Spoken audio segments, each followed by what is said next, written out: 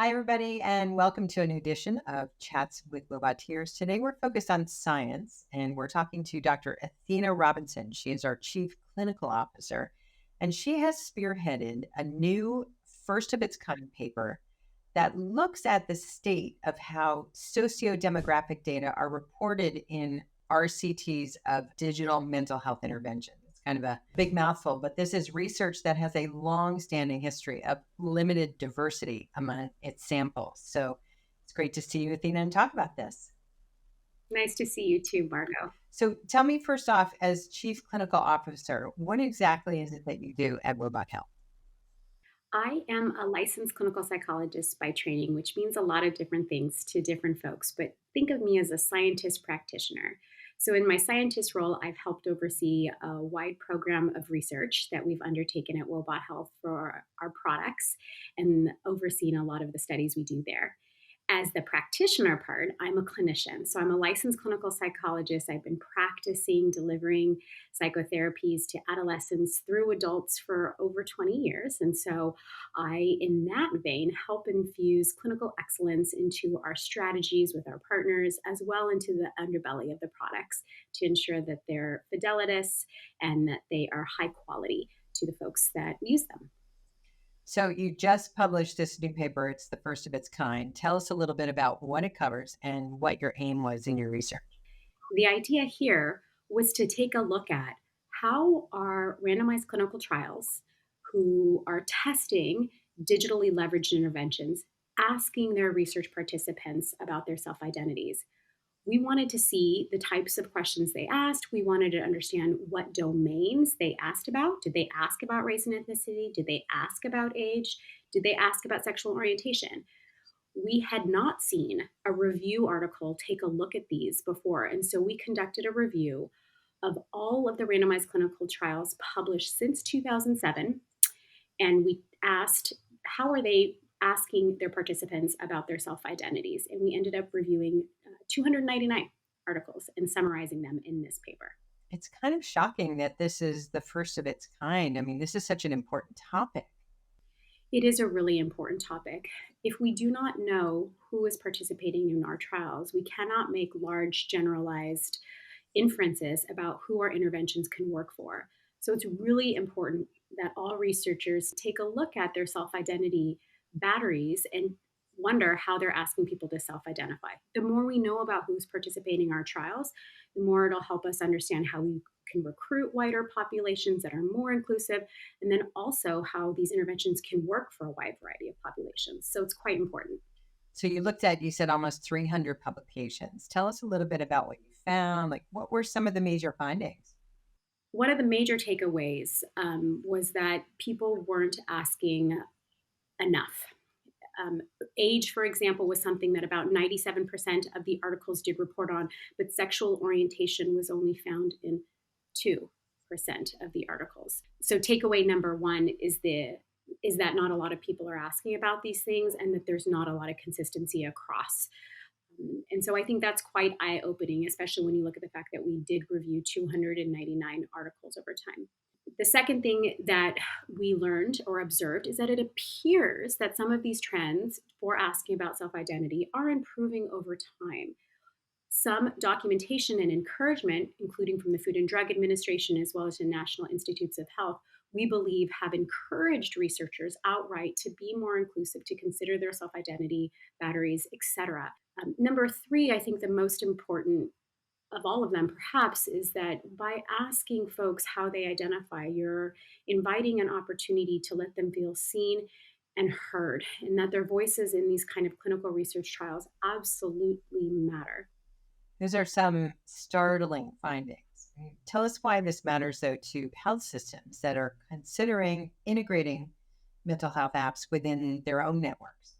So it's important to them for a multitude of reasons to hear their membership, to respond to their membership, and to also elevate the type of data that they're asking different companies to demonstrate. And asking about who's involved in your clinical trials is a fundamental of that. And these kind of findings really matter to patients too, right? 100%. This type of work is really meaningful for patients as well. Not only are we inviting them and encouraging them to self identify in the ways that they want, but we also can set our enrollment targets, if you will, at ways that allow for seeing marginalized populations in ways they haven't been included in research before. One of our current partnerships with Scripps Research Institute is a great example of this. We're currently conducting a large randomized clinical trial with women who have recently given birth. Before we launched the study, we decided a priori to have 50% enrollment of underrepresented minorities, folks who typically are underrepresented in biomedical research, or UBR for short.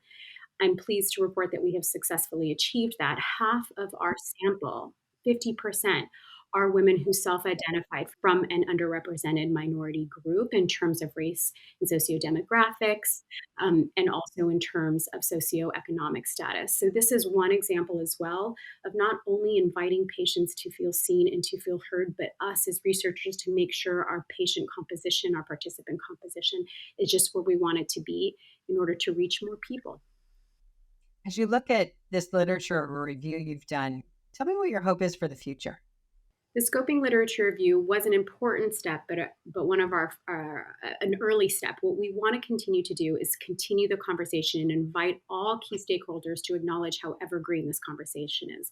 What do I mean by that? I mean, for example, we want to be able to continue our research studies to include a wide variety of folks and invite them very in a warm and welcoming fashion to report their self identities. Towards that, we have established a research health equity task force here at Wobot Health, whose charter illuminates all of the different ways that we can bring diversity, equity, and inclusion into our research trials. We talk about population enrollment. We talk about statistical analyses and different methodologies, even if they're exploratory, to help understand how our intervention works across different levels of subgroups for their satisfaction with the intervention, for their adherence to the intervention, in addition to those really key outcomes and health markers as well. We also work with our clinical diversity advisory board to keep the conversation alive and fresh and ongoing in scientific and clinical circles, including presentations at scientific conferences, etc.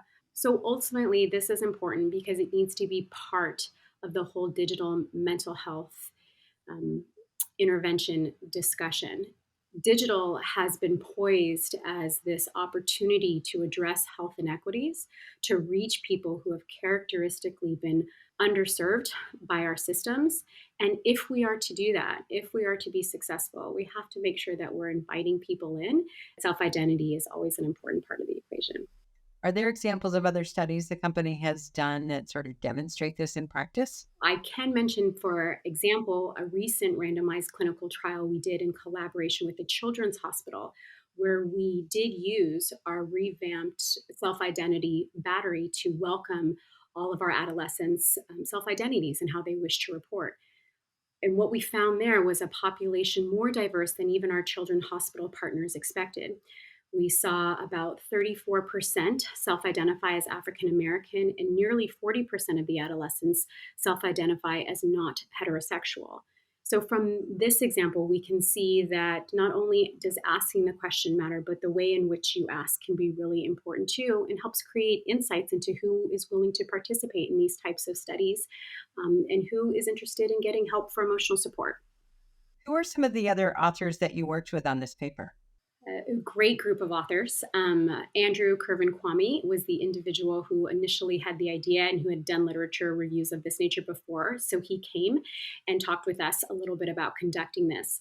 I really want to tip my hat as well to Rob Montgomery, Maria Chernook, and our clinical diversity board member, Dr. Carolyn Green, as well. All of the authors did a wonderful job contributing, including Sarah Pajarito, and some other coders that we had as well. And so it was a fantastic group to work with. So very grateful for the group of authors that I worked with. So, Athena, ultimately, what's at stake if we don't fix this? The loss of opportunity for digitals to help alleviate some of the systemic racism in mental health care access that we've seen across several decades. The hope here is that we are able to provide quality interventions to people who are in need, and that we provide them to all people in need. So the best thing that we can do is embrace this moment this opportunity and invite people to self identify and then make conclusions from our studies accordingly. Well, Athena, thanks for taking the time to talk to us about this really, really important topic. Margot, thank you too. I appreciate the forum to raise it and to have the discussion with you.